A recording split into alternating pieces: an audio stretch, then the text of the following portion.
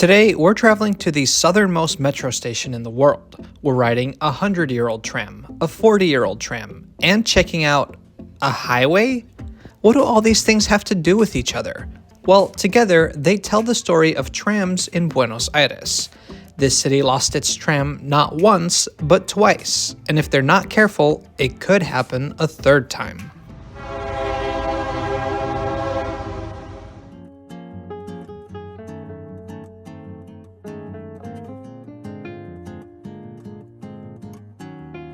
I live in Washington, D.C., capital of the United States. D.C. had a trolley system for exactly a century, running all across the city and far into the suburbs. Many remnants of this system remain, and we've explored them on this channel. More recently, D.C. opened its second-generation streetcar. Unfortunately, only a fraction of the proposed system was built, and it wasn't built very well. So after just a decade of service, the city is shutting down the streetcar again, much to the frustration of myself and many others. It is definitely unusual for a city to shut down its tram system twice. However, that's not to say that this is the only city where that's ever happened. Travel with me south to Buenos Aires, a city with a shockingly similar story. In fact, the similarities are creepy. DC's first streetcar line opened in 1862. BA's first line opened in 1863. DC's last streetcar closed in 1962, and Buenos Aires' last line closed in 1963. What are the odds of that? If you walk near the Plaza de Mayo, you'll come across some abandoned tracks still embedded in some of the side streets. However, there is one place where you can get a better sense of what it was like to have trams running on the streets of the city. To get there, we'll have to travel a few kilometers to the west of here. What better way to do that than on Buenos Aires' current main transportation system, the subte. Let's go ride some old trams. It's not an old tram, it's a modern subway. So literally right after I said that, this older lady goes in a perfect British accent, "It's not an old tram, it's a modern subway." I'm like, yeah, I'm not talking about line E. You're right, line E is a subway, but that's not what we're doing today. We're just taking that to get there. Thanks for your contribution though. The first section of Line E opened in 1944. Interestingly, its downtown terminus was changed after just 2 decades of service. Trains initially turned south to serve Constitución Station. However, because ridership was pretty low, they built a new tunnel going north to the Plaza de Mayo instead. The route shifted in 1966, and in 2019 it was extended to Retiro Station.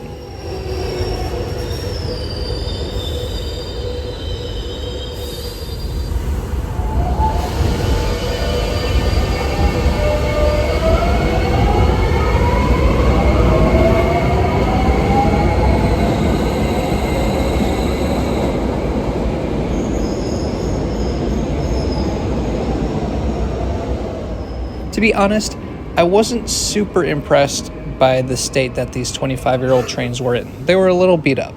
But enough about the subway.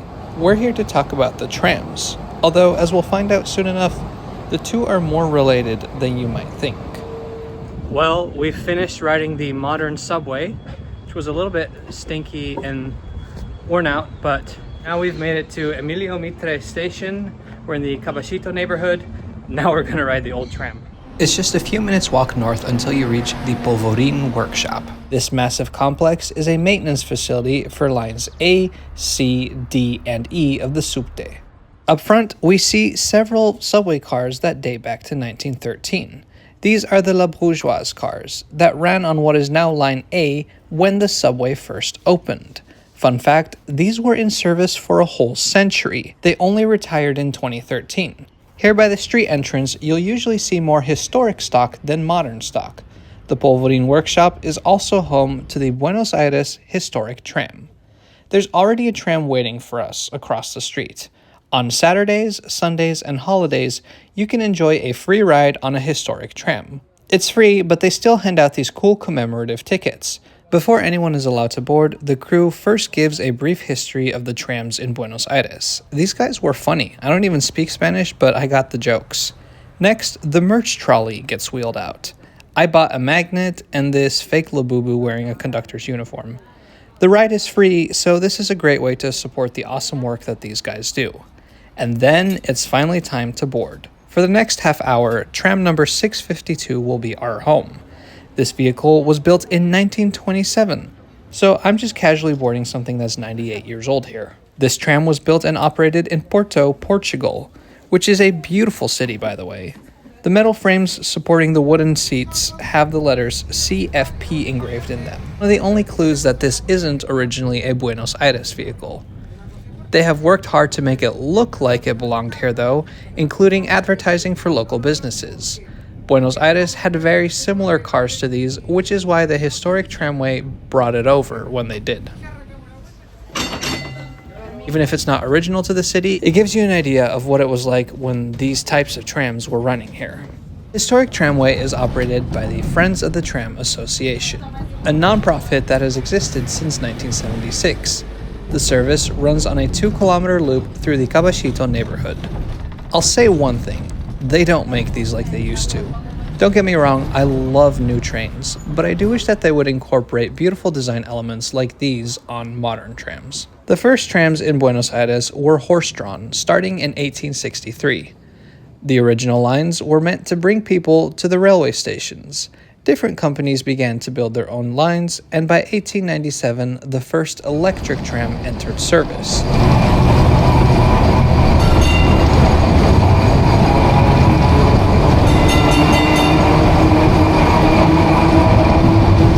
Electric trams could hit speeds of up to 30 kilometers per hour, becoming the fastest vehicles anybody had ever seen up until then. One of the companies operating trams was the Anglo-Argentine Tramway Company. In fact, this was the biggest company. The city's population was practically exploding, and so was traffic. So that company dug a subway line to move some of their traffic underground. The tunnel opened in 1913, and today it forms part of Line A of the Subte.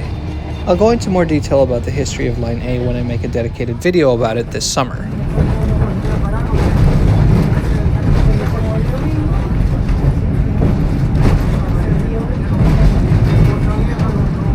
In 1923, the subway line was extended, and part of that extension is this ramp that we see on the right-hand side. As you can see, the ramp is directly connected to the tram tracks that we are on. The 2-kilometer loop that the historic tram uses was built so that subway trains can access the Polvorin workshop. There are a few videos on YouTube where you can see them move subte trains along the streets to the workshop. I mean, how cool is that?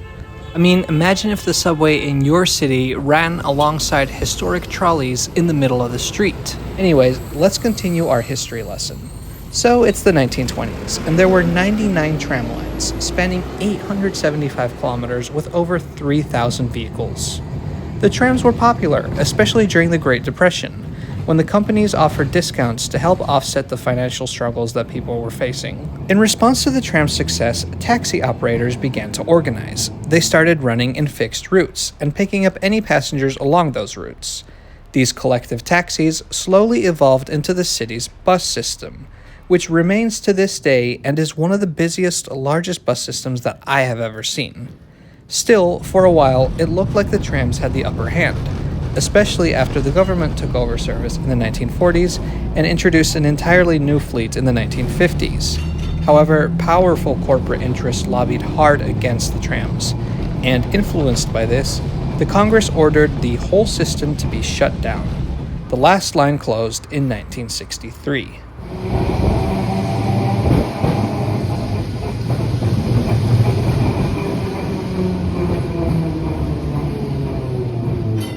In 1980, the Friends of the Tramway began running the historic tram along the loop to and from the Polvorin workshop. And ever since then, it has been an integral part of the Caballito neighborhood and Buenos Aires as a whole. If you're ever in the city on a weekend, I highly recommend doing this. It is so much fun.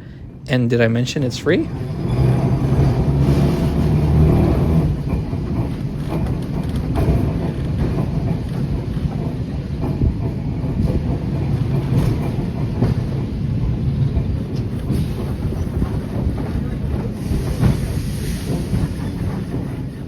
Anyway, after the disappearance of the trams, your options in the city were to take a bus or the subte. However, it was only a few years before the city would get a new tram line again.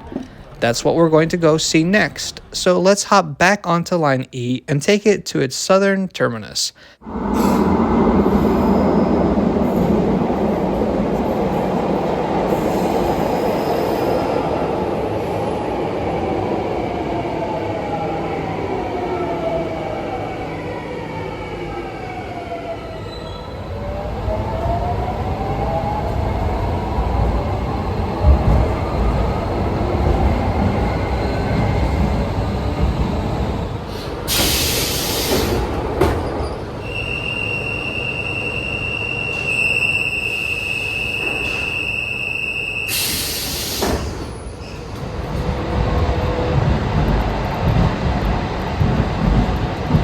Interestingly, this is the world's southernmost metro station. I wish I had known that when I was there, but still, it's a fun piece of trivia. I've been to the southernmost subway station in the world, and I'm about to take a tram even farther south. Attached to the station is the Intendente Saguier terminal, served by the Premetro. A fleet of yellow and orange light rail vehicles are waiting for us to board.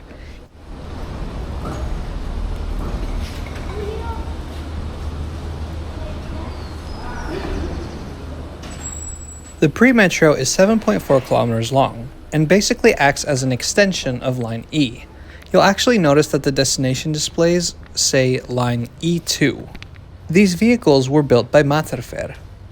They entered service in 1989, 2 years after the Premetro line opened in 87. Now, it's interesting to me that Buenos Aires doesn't refer to its subway as the Metro, yet this feeder line is called the Premetro. They should have called it the Presubte. The interior of these trams is quite Spartan. Fluorescent lights, an off-white interior, hard plastic seats.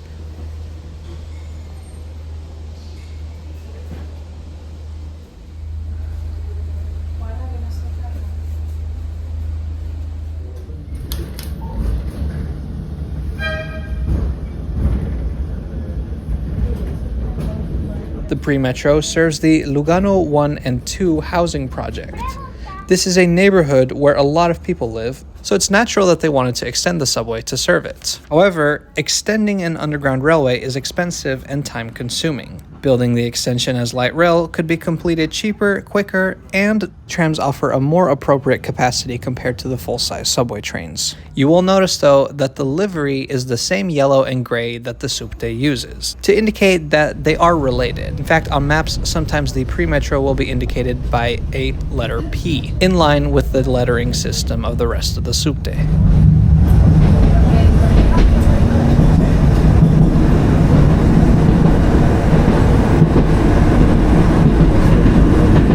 The Premetro doesn't see a lot of tourists. Struck up a conversation with a mother and her young son, and the boy asked if he could practice his English with us. So he told us all about the neighborhood and his family in his really excellent English. I know the chances of you watching this are very low, but if you do happen to see this video, it was really nice to meet you.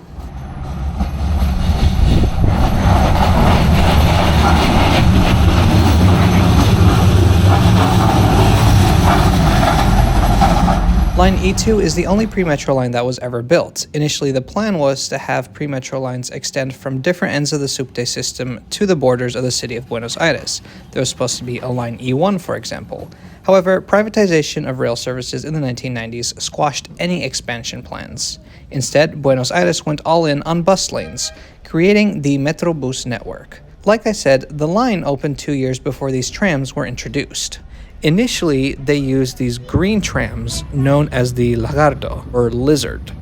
Lizards used the electrical equipment from the 1913 La Bourgeoise Subte cars that we saw earlier at the workshop. See how it's all connected?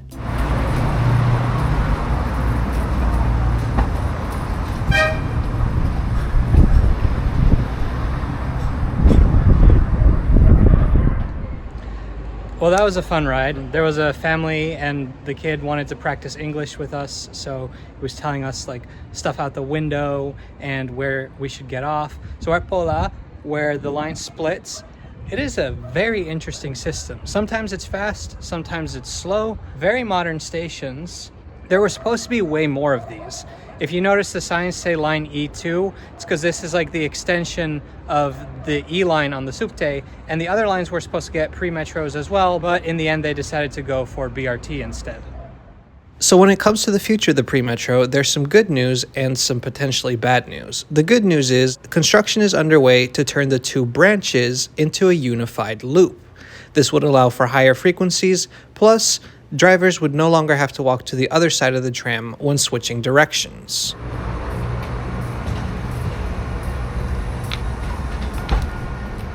But now the bad news. The Premetro may be disappearing. See, these vehicles are almost 40 years old. While some of the stations have been renovated, others are in bad shape, and the trams can only travel at low speeds. All this has led the mayor to suggest dismantling the Premetro and replacing it with a tram bus. The tram bus is basically just an electric bus.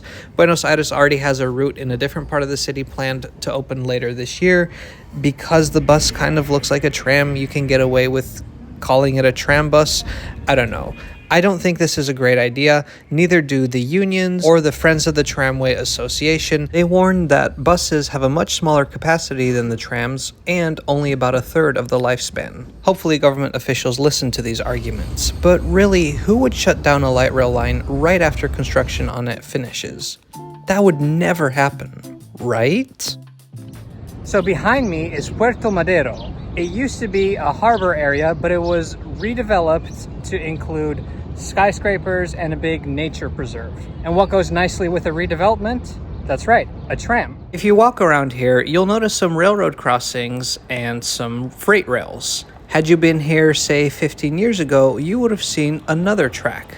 This was used by the Tranvía del Este, a tram system that was short both in distance and in lifespan. For many years, people had thought about what to do with this corridor that runs north to south alongside a dense part of the city. One plan from the early 2000s involved running trains from the existing Belgrano Norte suburban train through the Retiro terminal, along the harbor, and into Avellaneda. It would be called the Tren del Este, and would use meter-gauge diesel trains inherited from Portugal. However, these plans were soon scrapped, and instead they built a much shorter standard-gauge electric tram, the Tranvía del Este. This line was only 2 kilometers long with 4 stops. It opened in 2007. Initially, it used 2 trams from Mulhouse in France.